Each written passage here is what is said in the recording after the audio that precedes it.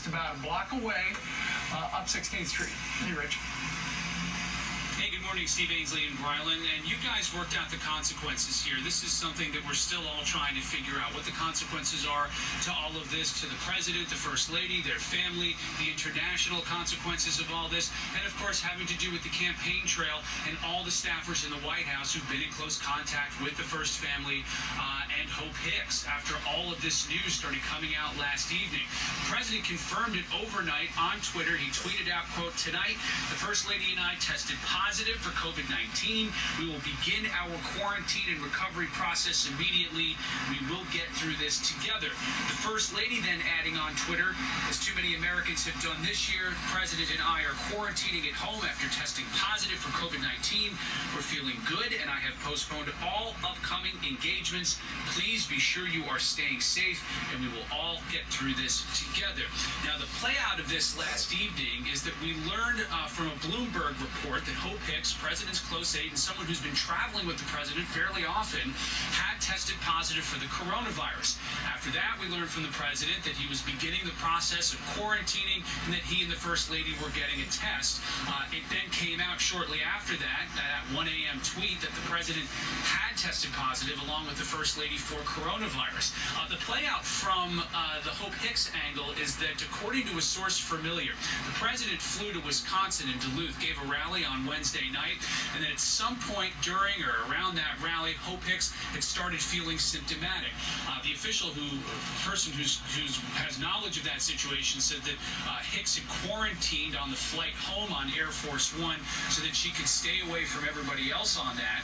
But we still really don't know right now whether the president or first lady are in fact symptomatic. We know, according to the first lady, that they're feeling good, but we don't know if they are displaying any symptoms at all.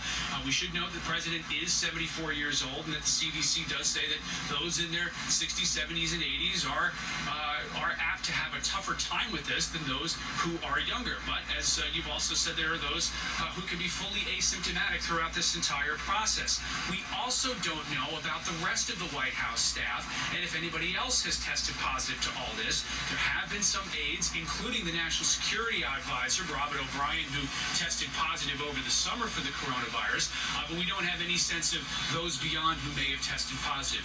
You heard from the Secretary of State, Mike Pompeo, who meets fairly often with the president, usually at least once a week. He says that he was just tested about a half hour ago and that he and his wife have tested negative for the coronavirus. The Secretary is traveling in Europe and he's not in the United States right now. There are also the campaign consequences to all of this. The president was supposed to be having a rally today in Florida. That's been canceled. Instead, he's holding a virtual COVID for Seniors event, preventing or addressing senior COVID problems and issues. There's also campaign travel moving forward on all of this. The president was supposed to be maintaining a fairly aggressive campaign schedule. He was supposed to be in Wisconsin tomorrow, a couple of stops in Green Bay and Janesville.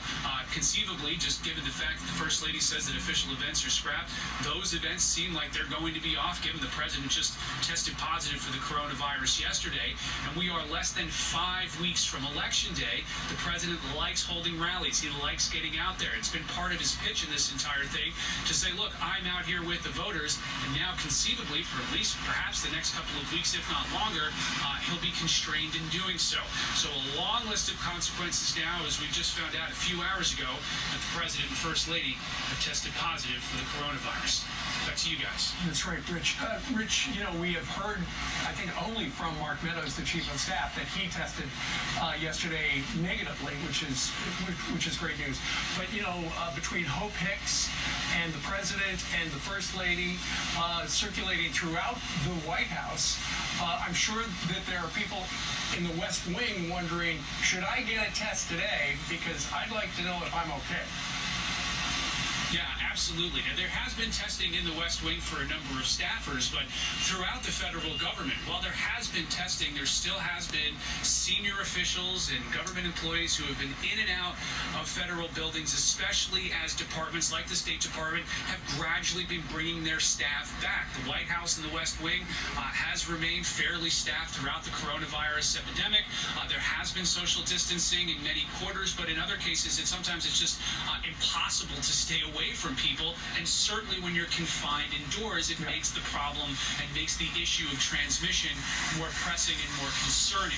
So you would have to imagine at the White House there's going to be a greater round of testing today, just given now that not only do you have the President and First Lady who've tested positive, but you also have Hope Hicks who's tested positive.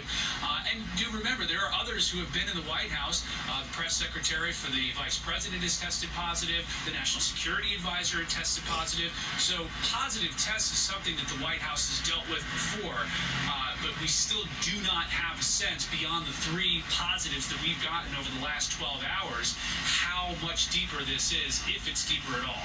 Rich, let me ask you one more